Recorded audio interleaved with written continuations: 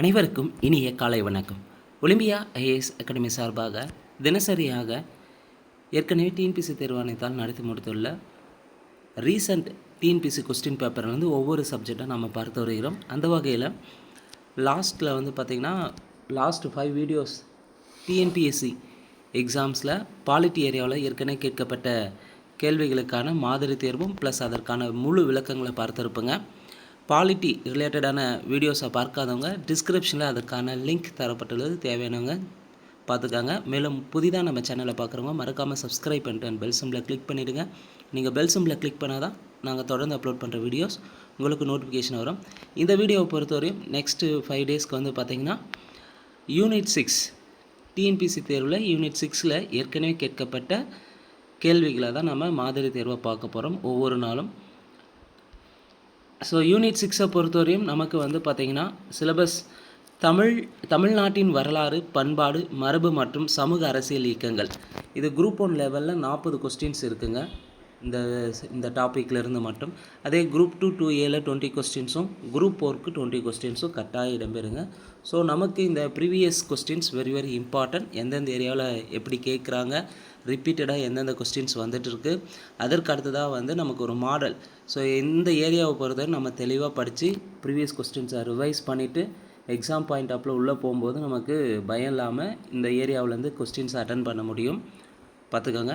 So இதில் அழகு 6ல் தமிழ்நாட்டின் வரலாறு, பண்பாடு, மரபு மற்றும் சமூக அரசியல் இயக்கங்களில் என்னென்ன டாபிக் இருக்குதுன்னு முதல்ல நமக்கு தெரிஞ்சுக்கலாம்.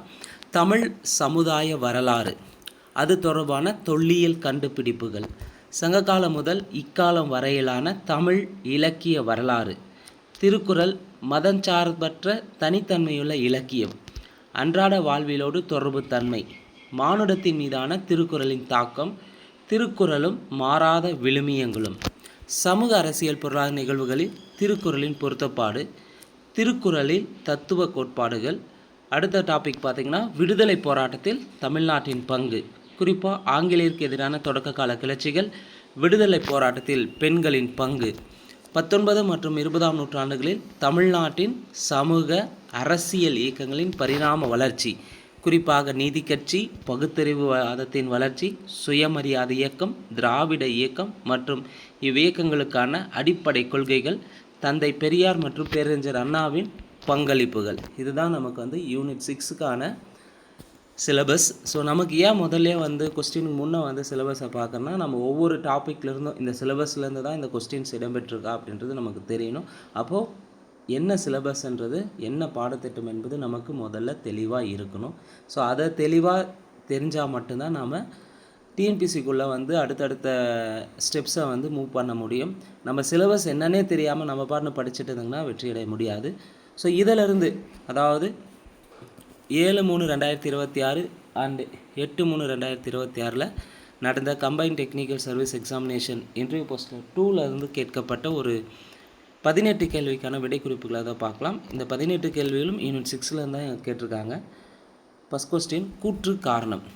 கூற்று: கிறிஸ்துவ சகாப்தத்தின் தொடக்க காலத்தில் ரோமானிய பேரரசுடனான கடல்சார் வர்த்தகத்தில் இந்தியா முன்னிலையில் இருந்தது. காரணம்: அரிக்கமேடு அகழ்வாராய்ச்சியில் ஏராளமான ரோமானிய நாணயங்கள் கிடைத்துள்ளன. ஸோ கிறிஸ்துவ சகாப்தத்தின் தொடக்க காலத்தில் ரோமானிய பேரரசுடனான கடல்சார் வர்த்தகத்தில் இந்தியா முன்னிலையில் இருந்தது. அரிக்கமேடு அகழ்வாராய்ச்சியில் ஏராளமான ரோமானிய நாணயங்கள் கிடைத்திருக்கும். ஸோ இந்த அகழ்வாராய்ச்சியை பொறுத்தவரையும் நமக்கு ஸ்கூல் புக்கை பொறுத்தவரையும் 9th புக்கில் இருக்கும் அண்ட் 11th புக்கில் இருக்குங்க. தெளிவாக படித்து வச்சுக்கோங்க. ஸோ இங்கே கூற்றும் சரி, காரணமும் சரி, மேலும் காரணம் என்பது கூற்றுக்கான சரியான விளக்கமாகும். கேள்வி 2, எந்த கூற்று வீரபாண்டிய கட்டபொம்மனை பற்றி சரியானதுன்னு கேட்டிருக்காங்க. 4 கூற்றில் எது சரின்னு கேட்டிருக்காங்க. வீரபாண்டிய கட்டபொம்மனை பற்றி 1798 மே 31ஆம் தேதிக்குள் பாஞ்சாலங்குறிச்சியிலிருந்து செலுத்த வேண்டிய மொத்த நிலுவைத் தொகை 3510 பக்கோடாக்களாக இருந்தது. ஸோ இப்போ கட்டபொம்மன் ஆங்கிலேயருக்கு செலுத்த வேண்டிய மொத்த நிலுவைத் தொகை பார்த்திங்கன்னா 3310 பக்கோடாவாக தான் இருந்திருக்கும். இங்கே 3310ன்னு சொல்லியிருக்காங்க. அப்போ முதல் கூற்று தப்பு. மொத்த நிலுவைத் தொகை 3310. இந்த 3310ல் பார்த்திங்கன்னா ரிமைனிங் இருந்தது 1080 பக்கோடாக்கள் மட்டும் கட்டாமல் இருந்திருப்பார். மீதியெல்லாம் கட்டி முடிச்சிருப்பார். 1080 பக்கோடாக்கள் கட்டாமல் இருந்தது. மொத்த நிலுவைத் தொகை 3310 பக்கோடா. இங்கே 3510ன்னு தந்திருக்காங்க. முதல் கூற்று தவறு. இரண்டாவது கூற்று, எஸ்ஆர் லூசிங்டன் வந்து ஜாக்சனுக்கு பதிலாக கலெக்டராக நியமிக்கப்பட்டார். சரி. 1798இல் சிவகிரி பாளையக்காரர் மகனும் மற்றும் அவருடைய ஆலோசகர் மாப்பிள்ளை வன்னியனும் பாஞ்சாலங்குறிச்சிக்கு சென்று ஆலோசனை நடத்தினர். 1798இல் சிவகிரி பாளையக்காரர் மகனும் மற்றும் அவருடைய ஆலோசகரான மாப்பிள்ளை வன்னியனும் பாஞ்சாலங்குறிச்சிக்கு சென்று ஆலோசனை நடத்தியிருப்பாங்க. சரி. சாத்தூர் பாளையக்காரர் விஜய ரகுநாத் அமர் கட்டபொம்மனை கலப்புரா காட்டுப்பகுதியிலிருந்து பிடித்து எதிராளி ஒப்படைத்தாரா? சாத்தூர் பாளையக்காரர் கிடையாது, விஜய ரகுநாத அமர். இவர் வந்து விஜய ரகுநாதனை பொறுத்தவரையும் வந்து பார்த்திங்கன்னா புதுக்கோட்டை ராஜாவான விஜய ரகுநாத தொண்டைமான் என்ன பண்ணுவார்னா, களப்பூர் காடில் ஒளிந்திருந்த கட்டபொம்மனை வந்து ஆங்கிலேயர்கிட்ட ஒப்படைச்சிருப்பார். அப்போ 4வது கூற்று தவறாக இருக்குது. அப்போ இங்கே சரியானது 2 மற்றும் 3. ஸோ கட்டபொம்மனை பற்றி நமக்கு ஸ்கூல் புக்கில் எங்கே இருக்குதுன்னு பார்த்தீங்கன்னா 8th புக்லேயே தந்திருப்பாங்க. மக்களின் புரட்சியில் வந்து இடம்பெற்றுள்ள அந்த லெசனில் இருக்கும், பார்த்துக்காங்க. கேள்வி 3, வாவு சிதம்பரம் பற்றிய பின்வரும் கூற்றுகளில் எது உண்மைன்னு கேட்டிருக்காங்க. வாவு சிதம்பரம் தூத்துக்குடி அருகே ஒட்டப்பிடாரத்தில் தனது நிலத்தை விற்று சுதேசி நீராவி கப்பலை தொடங்கினார்.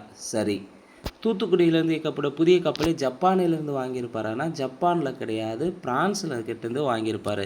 பிரான்ஸ் நாட்டுக்கிட்டேருந்து எஸ்எஸ் காலியா மற்றும் எஸ்எஸ் லாவோ என்ற 2 கப்பல்களை வாங்கியிருப்பார். கொழும்பிலிருந்து பயணிக்க வேண்டியிருந்த இந்தியாவின் பொதுமக்கள் அவரது கப்பலை ஆதரித்தாங்க. ஸோ இங்கே வஉசி பற்றிய கூற்றுகள் சரியானது 1 மற்றும் 3 சரி. கேள்வி 4, பின்வருவனற்றுள் திராவிட இதழ்கள் எவை? ஸோ திராவிட இதழ்களில் எது சரின்னு கேட்டிருக்காங்க. திராவிட நாடு, நம் நாடு, குடியரசு, முரசொலி. இங்கே அனைத்துமே சரம். இவை அனைத்துமே திராவிட இதழ்களாகும். கேள்வி 5, வர்ணாசிரம் சங்க மாநாடு மே 31, 1930ஆம் ஆண்டு டேஸ் என்ற இடத்தில் நடைபெற்றது. வர்ணாசிரம் சங்க மாநாடை பொறுத்தவரையும் அன்றைய காலகட்டத்தில் குறிப்பாக வந்து ஐயர்களினுடைய இதுக்காக வந்து வளர்ச்சிக்காகவும் நடத்தப்பட்டது. இதை எதிர்த்து வந்து பெரியார் வந்து பார்த்திங்கன்னா பல்வேறு கட்டங்களில் வந்து போராட்டத்தை நடத்தியிருப்பார். ஸோ இங்கே வர்ணாசிரம் சங்க மாநாடு மே 31, 1930 எங்கே நடந்ததுன்னா கும்பகோணத்தில் நடைபெற்றது. கேள்வி 6, கூற்று காரணம். கூற்று, கிமு 4000 ஆண்டுகளிலேயே தமிழர்கள் இருமை பற்றிய அறிவை பெற்றிருந்தனர். கிமு 4000 ஆண்டுகளிலேயே தமிழர்கள் இருமை பற்றிய அறிவை பெற்றிருந்தனர். சரி. காரணம், கிமு 2427 முதல் கிமு 2427 முதல் கிமு 3345 வரையிலான 2427 முதல் 2427 முதல் 3345 வரையிலான காலகட்டத்தைச் சேர்ந்த இரும்பு பொருட்கள் தமிழ்நாட்டின் வெவ்வேறு இடங்களில் கண்டெடுக்கப்பட்டன. சரி. இந்த கூற்றும் சரி, காரணமும் சரி. மேலும் காரணம் என்பது கூற்றுக்கான சரியான விளக்கமாகும். கேள்வி 7, அகழாய்வு தளத்தை அதன் முக்கியத்துவத்தோடு சரியாக பொறுத்துக. நமக்கு தொழில் அகழாய்வு ரிலேட்டடான சிலபஸில் இருக்குது. ஸோ இதிலேருந்து 2 கொஸ்டின் கேட்டிருக்காங்க இந்த எக்ஸாமில். ஆனைமலை எதோடு தொடர்புடையதுன்னு பார்த்தீங்கன்னா, ஆனைமலை பொறுத்தவரையும் புதைக்கப்பட்ட வகை மற்றும் புதைக்கப்பட்ட தொல்பொருட்களோடு தொடர்புடையது. ஆனைமலை எங்கே இருக்குன்னா கோவை மாவட்டத்தில் அமைந்துள்ளது. திருத்தங்கள் வந்து எதனோடு தொடர்புடையதுன்னா, திருத்தங்கள் வந்து பெருங்கற்கால மற்றும் நுண்கற்காலங்களின் தொல்பொருட்கள் ரிலேட்டடான ஆய்வு மேற்கொண்டிருப்பாங்க. திருத்தங்கள் எங்கே இருக்குன்னா விருதுநகர் டிஸ்ட்ரிக்டில் இருக்குது.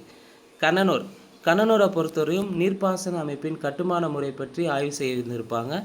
இங்கே கண்ணனூர் எங்கே இருக்குன்னு பார்த்தீங்கன்னா திருச்சி மாவட்டத்தில் அமைந்துள்ளது. கோவலன் பொட்டல் மதுரையில் பெருங்கற்கால கலாச்சாரத்தின் இருப்பை பற்றி குறிப்பிடுகிறது. கோவலன் பொட்டல் எங்கே இருக்குன்னா மதுரை மாவட்டத்தில் தான் இருக்குது. இங்கே சரியான விடை 2, 4, 1, 3. ஆனைமலை வந்து கோவை மாவட்டம், திருத்தங்கள் விருதுநகர் மாவட்டம், கண்ணனூர் திருச்சி மாவட்டம், கோவலன் பொட்டல் மதுரை மாவட்டம். நமக்கு இங்கே டிஸ்ட்ரிக் ஏன் கேட்குறாங்கன்னா, டிஸ்ட்ரிக்கு கட்டாயம் வந்து எந்தெந்த டிஸ்ட்ரிக்டில் அகழாய்வு செய்கிறாங்க அப்படின்றத ரிப்பீட்டடாக கேட்குறாங்க. ஸோ தெளிவாக படித்து வச்சுக்காங்க. கேள்வி 8, கத்தியின்றி ரத்தமின்றி யுத்தம் ஒன்று வருகிறது, சத்தியத்தை நித்தியத்தை நம்பி அரசியல். நாமக்கல் கவிஞர் வே. ராமலிங்கனார் பாடியிருப்பார். விடுதலை போராட்டத்துக்காக பாடப்பட்ட பாடல். இதில் வலியுறுத்தப்படும் கருத்து எதுன்னு கேட்டிருக்காங்க. அகிம்சை. கேள்வி 9, நடுவு நிலைமை என்பது என்ன? நடுவு நிலைமைனா நியாயத்தின் அறிகுறியை குறிக்கக்கூடியது. கேள்வி 10, திருக்குறளிலிருந்து 2 கேள்வி கேட்டிருந்தாங்க. பின்வருவனற்றுள் வாய்மை என வள்ளுவர் குறிப்பிடுவது யாது? ஆவது போல கெடுமருமான கிடையாது. வாய்மையை பற்றி இடம்பெற்றுள்ள திருக்குறளிலிருந்து அந்த பொருளை எடுத்து பொருளை கொடுத்துருக்காங்க. தீமை இல்லாத சொல்லல் சரி. வினைப்படு பாலால் கொள்ளல் வருமானம் வராது. நன்மை பயக்கும் எனின். இங்கே பின்வற்றுள் வாய்மை என வள்ளுவர் குறிப்பிடுவது தீமை இல்லாத சொல்லல் நன்மை பயக்கும் எனின். 2 திருக்குறள்லேருந்து அதனுடைய சென்டென்ஸ் எங்கே எடுத்து மேக் பண்ணியிருக்காங்க. ஸோ வாய்மை அதிகாரத்தில் இடம்பெற்றுள்ள திருக்குறளில் குறிப்பாக வந்து நமக்கு சிலபஸில் இருக்கக்கூடிய அதிகாரங்களை தெளிவாக படிச்சுட்டு எந்த அதிகாரத்தில் என்ன திருக்குறள் இருக்குன்றது நமக்கு ரொம்ப ரொம்ப முக்கியம். இங்கே சரியானது வாய்மை பற்றிய திருக்குறள் 2 மற்றும் 4.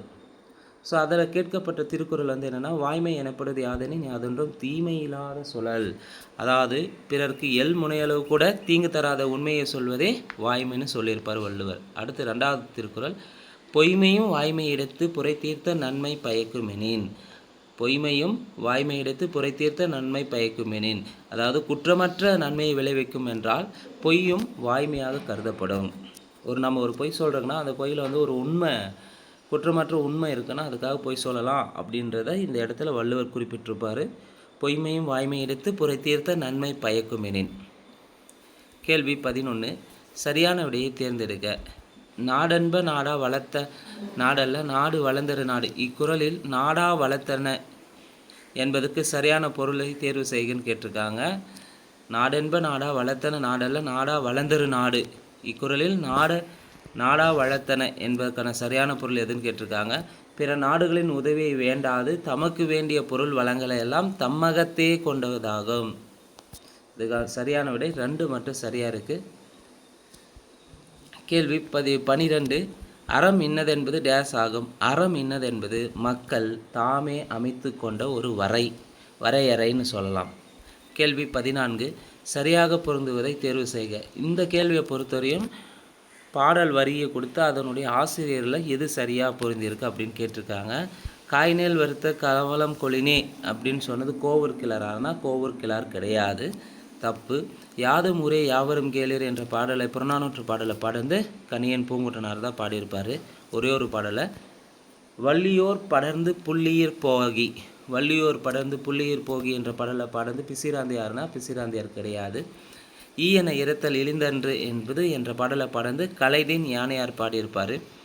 ஸோ இது மொத்தமாகவே வந்து பார்த்திங்கன்னா புறநானூறு பாடலில் தான் இடம்பெற்றிருக்குது. இங்கே காய்நேல் அறுத்து கவலம் கொளினே என்ற பாடல் வந்து பார்த்திங்கன்னா புறநானூரில் 184வது பாடல். குறிப்பாக பாண்டியன் அறுவடை நம்பிக்கை பிசிராந்தியார் பாடிய பாடல் தான். இங்கே 1, 3 மாற்றி தந்திருக்காங்க. காய்நேல் வறுத்த கவலம் கொளினே என்றது பிசிராந்தியார் பாடியிருப்பாங்க. வள்ளியோர் படர்ந்து புள்ளியூர் போகி என்பது கோவலூர் கிழார் பாடியிருப்பாங்க. இங்கே சரியான விடை 2, 4 மட்டும் சரியாக இருக்குது. இந்த வள்ளியூர் படர்ந்து புள்ளியீர் போகி என்பது கோவூர் கிழார் பாடியது புறநானூரில் 47வது பாடல். அடுத்து யாதுமுறை யாவரும் கேளீர் என்பது புறநானூரில் 192வது பாடலை கணியன் பூங்குன்றனார் பாடியிருப்பார். ஈயன இரத்தல் இழிந்தன்று இது புறநானூரில் 204வது பாடல் கலைதேன் யானையார் பாடியிருப்பாங்க. கேள்வி 15. தவறான இணையை கண்டறிகன்னு கேட்டிருக்காங்க. நூல் வந்து எதனோட தொடர்புன்னு கேட்டிருக்காங்க. அதனுடைய எங்கேருந்து எடுக்கப்பட்டது இல்லை அதுக்கான முதன்மையான நூல் ரிலேட்டடாக கேட்டிருக்காங்க. கந்தபுராணம் பார்த்திங்கன்னா சங்கர சங்கீதையின் முதற்காண்டு தழுவலை கொண்டு எழுதப்பட்டது. சரி. யசோதர காவியம் பார்த்திங்கன்னா வடமொழி யசோதர சரிதத்தின் தழுவலை கொண்டு எழுதப்பட்டது. பெரிய புராணம் வடமொழி உத்தர மாபுராணத்தின் தழுவலானா கிடையாது. ஸ்ரீபுராணம் நாகபஞ்சமி கதையின் தழுவலானா கிடையாது. அப்போ இங்கே தவறான நினை 3, 4. பெரிய புராண நூலை பொறுத்தவரையும் சேக்கிலார் எழுதியிருப்பார். இது சுந்தரருடைய திருத்தொண்ட தொகையை முதல் நூலாக கொண்டு எழுதப்பட்டது. ஸ்ரீபுராணத்தை பொறுத்தவரையும் வடமொழியில் ஜீனா சேனாசாரியார் எழுதிய மகாபுராணத்தினுடைய தமிழ் மொழிபெயர் தான் ஸ்ரீபுராணம். ஸ்ரீபுராணத்தின் ஆசிரியர்னு குணபத்திராசாரியார். ஸ்ரீபுராணத்தின் ஆசிரியர் யார்? குணபத்திராசாரியார். கேள்வி 16. 2019ஆம் ஆண்டில் சாகித்ய அகாடமி விருது பெற்ற தமிழ் நாவல் எதுன்னு கேட்டிருக்காங்க. ஸோ நமக்கு இங்கே சாகித்ய அகாடமி விருது பெற்ற தமிழ் நூல்கள் வந்து கட்டாயம் இடம்பெறுங்க இந்த யூனிட் 6லேருந்து. ஸோ தெளிவாக படித்து வச்சுக்காங்க. ஸோ 2019 சாகித்ய அகாடமி விருது பெற்ற நூல் வந்து சூல். ஸோ தர்மன் தான் வந்து எழுதியிருப்பார். அவருக்கு தான் வந்து 2019 சாகித்ய அகாடமி விருது கிடைத்தது. நமக்கு அப் டு டேட்டாக வந்து இப்போது 2025 வரை யார் யாருக்கு வந்து சாகித்ய அகாடமி விருதுகள் வந்து வழங்கப்பட்டுள்ளது என்பதை முழுமையாக பார்த்துக்கலாம். சாகித்ய அகாடமி விருது பெற்ற தமிழ் நூல்கள். ஸோ இப்போ ரீசெண்டாக 2026 அனௌன்ஸ்மெண்ட் பண்ணாங்க. 2025ஆம் ஆண்டுக்கான சாகித்ய அகாடமி விருது தமிழ் மொழிக்கு வந்து பார்த்திங்கன்னா தமிழ் சிறுகதையின் தடங்கள் என்ற இலக்கிய ஆய்வு நூலுக்காக தமிழ்ச்செல்வனுக்கு வழங்கப்பட்டது. 2024 பொறுத்தவரையும் திருநெல்வேலி எழுச்சியும் வ.உ.சி.யும் 1908 என்ற ஆய்வு நூலுக்காக ஆரா வெங்கடாச்சலபதிக்கு வழங்கப்பட்டது. 2023 வந்து நீர்வழி படுவு நாவலுக்காக தேவி பாரதிக்கு தந்திருப்பாங்க. 2022 காலாபாணி நாவலுக்காக மு. ராஜேந்திரன் வாங்கியிருப்பார். 2021 சிவப்பு கழுத்துடன் ஒரு பச்சை பறவை என்ற சிறுகதைக்காக அம்பை என்கிற லட்சுமிக்கு தந்திருப்பாங்க. 2020 செல்லாத படம் என்ற நாவலத்துக்காக இமயத்துக்கு வழங்கப்பட்டது. 2019 சூல் என்ற நாவலுக்காக சோ தர்மனுக்கு தந்திருப்பாங்க. 2018 சஞ்சாரம் நாவலுக்காக எஸ். ராமகிருஷ்ணன் அவர்கள் வாங்கியிருப்பார் சாகித்ய அகாடமி விருது. 2017 காந்தல் நாட்கள் கவிதைக்காக இன்குலாப்க்கு தரப்பட்டது. 2016 ஒரு சிறு இசை சிறுகதைக்காக வண்ணதாசனுக்கு வழங்கப்பட்டது. 2014 அஞ்சாடி நாவல் பூமணிக்காக வழங்கியிருப்பாங்க. 2011 காவல்கோட்டை நாவலுக்காக சு. வெங்கடேசன் வாங்கியிருப்பார். 2010 சூடியப்பூ சூடர்க்க சிறுகதைக்காக நாஞ்சில் நாடன் வாங்கினார். 2006 ஆகாயத்துக்கு அடுத்த வீடு கவிதைக்காக மு. மேத்தா வாங்கினார். 1996 அப்பாவின் சிநேகிதர் அசோகமித்திரன். 1987 மீண்டும் ஆதிமா கவிதைக்காக ஆ. வெங்கட சுப்பிரமணியன் வாங்கினார். 1979 புது கவிதையின் தோற்றம் வளர்ச்சி விமர்சனம் என்பது இவருக்கு வந்து பார்த்திங்கன்னா வள்ளிக்கண்ணனுக்கு தந்திருப்பாங்க.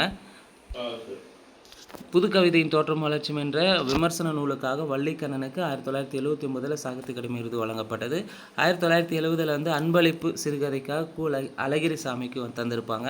1969 பிசிராந்தியார் நாடகத்துக்காக பாரதிதாசனுக்கு சாகித்ய அகாடமி விருது வழங்கப்பட்டது. 1956 அலையோசை நாவலுக்காக கல்கி கிருஷ்ணமூர்த்திக்கு தந்திருப்பாங்க. ஃபஸ்ட்டு சாகித்ய அகாடமி விருது பெற்ற முதல் தமிழ் நூல் எதுன்னு பார்த்தீங்கன்னா தமிழ் இன்பம் என்ற கட்டுரைக்காக ராபி சேது பிள்ளைக்கு 1955 வழங்கப்பட்டது. ஸோ தமிழில் சாகித்ய அகாடமி விருது பெற்றவர்கள் வந்து அப் டு டேட் பார்த்துருப்பாங்க. நிச்சயமாக இந்த ஏரியாவை தெளிவாக படித்து திரும்ப ரிவிஷன் பண்ணி வச்சுக்காங்க. கட்டாயம் கேள்விகள் இடம்பெறும். கேள்வி 17 பின்வரும் தமிழக அகழாய்வு இடங்களையும் அவை அமைந்துள்ள மாவட்டங்களையும் சரியாக பொறுத்துகன்னு கேட்டிருக்காங்க. ஆதிச்சநல்லூர் எங்கே இருக்குன்னா திருநெல்வேலி மாவட்டத்தில் இருக்குது. சிவகலை தூத்துக்குடி மாவட்டத்தில் இருக்குது. கொர்க்கை தூத்துக்குடி மாவட்டத்தில் தான் இருக்குது. கீழடி வந்து இங்கே மதுரை மாவட்டம் தந்திருக்காங்க. கீழடி அட் ப்ரெசண்ட்டை பொறுத்தவரை மதுரை மாவட்டம் கிடையாது, சிவகங்கை மாவட்டத்தில் அமைந்திருக்கும். இங்கே சரியானது ஆப்ஷன் டெல்லி 2, 1, 4, 3. ஸோ கீழடி எங்கே இருக்குது? சிவகங்கை மாவட்டத்தில் தான் அமைந்துள்ளது. இது டிஎன்பிசி கொஸ்டின் தான். ஸோ பார்த்துக்கோங்க. கேள்வி 18 நேதாஜியின் விடுதலை படையை மையமாக வைத்து எழுதப்பட்ட அகிலனின் புதினம் எதுன்னு கேட்டிருக்காங்க. நேதாஜியினுடைய விடுதலை படை மையமாக வைத்து எழுதப்பட்ட அகிலனின் புதினம் வந்து நெஞ்சின் அலைகள் என்ற புதினம் தான் எழுதப்பட்டது. ஸோ இதில் இருக்கக்கூடிய 4 ஆப்ஷன், அதாவது பால்மர கட்டினிலே, பாவை விளக்கு, சித்திரப்பாவை, இவ 4மே வந்து அகிலனால் எழுதப்பட்ட நூல்கள் தான். அகிலன் எழுதிய நூல்கள்னாவே பால்மர கட்டினிலே, பாவை விளக்கு, நெஞ்சின் அலைகள், சித்திரப்பாவை. அவன் என்ன பண்ணிட்டான், டிஎன்பிசியில் டைரெக்டாக கேட்காம அது மையக்கரு எதை கொண்டு எழுதப்படுகிறது அப்படின்னு கொஸ்டின் செட் பண்ணியிருக்காங்க. பார்த்துக்காங்க. ஸோ இங்கே நெஞ்சின் அலைகள் புதினத்தை பொறுத்தவரையும் ஆசிரியர் அகிலன். இது 53-54 தமிழக அரசின் தமிழ் வளர்ச்சித்துறை பரிசை பெற்றிருக்கும். இதனுடைய பின்னணியை பொறுத்தவரை நெஞ்சின் அலைகள் நூல் வந்து நாவல் வந்து 2ஆம் உலகப் போர் மற்றும் நேதாஜியின் இந்திய தேசிய இராணுவ போராட்டத்தை மையமாக கொண்டது. கதைக்கரு வாசு மற்றும் கனகம் என்ற ஜோடியின் காதல், பணத்தாசை மற்றும் போர்க்கால சூழலால் சந்திக்கும் தடைகள், இறுதியில் தேச விடுதலை பற்றினையும் உணர்ச்சி பூர்வமான கதையை மையமாக கொண்டது எழுதப்பட்டது. இந்த நெஞ்சின் அலைகள் புதினத்தினுடைய சிறப்பு அம்சம் என்னென்னா 1952-53 கலைமகள் இதழில் தொடராக வெளியானது. 58 நாடகமாக மேடை ஏறியிருக்கும். 59 அகில இந்திய வானொலியில் நாடகமாக ஒளிபரப்பானது. கன்னடத்தில் மொழிபெயர்க்கப்பட்டு மலேசிய பல்கலைக்கழகத்தில் பாடமாக வைக்கப்பட்டுள்ளது. இது நெஞ்சின் அலைகள் புதினம். அடுத்து பால்மர கட்டுநிலையை பொறுத்தவரையும் ஆசிரியர் அதையும் அது எழுதுந்த அகிலன் தான். இது பின்னணி வந்து பார்த்திங்கன்னா மலேசிய தோட்டக்காடுகள் மற்றும் 2ஆம் உலகப் போர் காலகட்டத்தில் கொண்டு எழுதப்பட்டிருக்கும். கருப்பொருள் என்னென்னா ரப்பர் தோட்ட தொழிலாளர்களின் கடின உழைப்பு, முதலாளிகளின் சுரண்டல் மற்றும் உரிமை போராட்டங்கள் ரிலேட்டடாக கொண்டு தான் இந்த பால்மர கட்டினிலை எழுதப்பட்டது. முக்கியத்துவம் தோட்ட தொழிலாளர்களின் வாழ்க்கையை பேசும் மிக சில நாவல்களில் இதுவும் ஒன்றாக குறிப்பிடப்பட்டுள்ளது. அடுத்து தோட்ட தொழிலாளர்கள் வாழ்க்கையை பற்றி பேசக்கூடிய சில நாவல்களில் அகிலனுடைய பால்மர கட்டின நாவலும் மிக முக்கியமானதாக கருதப்படுகிறது. பாவை விளக்கை பொறுத்தவரையும் இதனுடைய ஆசிரியர் வந்து அகிலன். இந்த பாவை விளக்கு சிவாஜி கணேசன் நடிப்பில் திரைப்படமாக 1960 வெளியானது. Next one சித்திரப்பாவை. சித்திரப்பாவை பொறுத்தவரையும் ஆசிரியர் அகிலன் தான். இதுதான் முதல்ல வந்து ஞானப்பீட விருது பெற்ற முதல் தமிழ் நூல்னு சொல்லலாம். 1975 ஞானப்பீட விருது சித்திரப்பாவை நூலுக்காக அகிலனுக்கு வழங்கப்பட்டுள்ளது.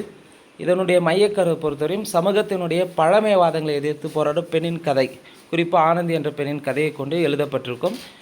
நாகரிக குழப்பம், பணத்தின் ஆதிக்கம் மற்றும் ஒரு கலைஞனின் அண்ணாமலையுடைய உணர்ச்சிபூர்வ வளர்ச்சியை பற்றி சித்திரப்பாவை சொல்லியிருக்கோம். கதை மாந்தர்கள் அண்ணாமலை, ஆனந்தி, கதிரேசன், மாணிக்கம்.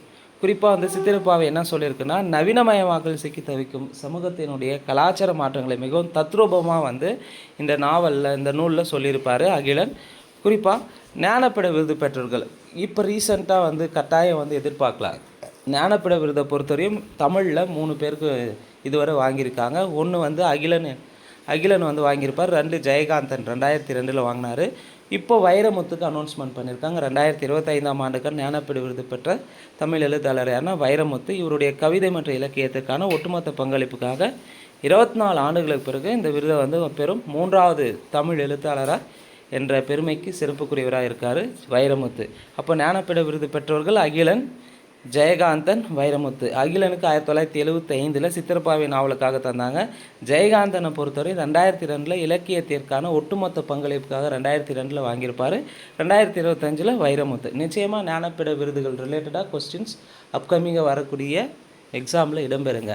ஸோ இந்த வீடியோவை பொறுத்தவரையும் இப்போ ரீசெண்டாக நடந்த டிஎன்பிசி எக்ஸாமில் கேட்கப்பட்ட யூனிட் 6 ரிலேட்டடான 18 கேள்விகளுக்கான விடை குறிப்பில் முழு விளக்கத்தோடு பார்த்துருக்குறேங்க.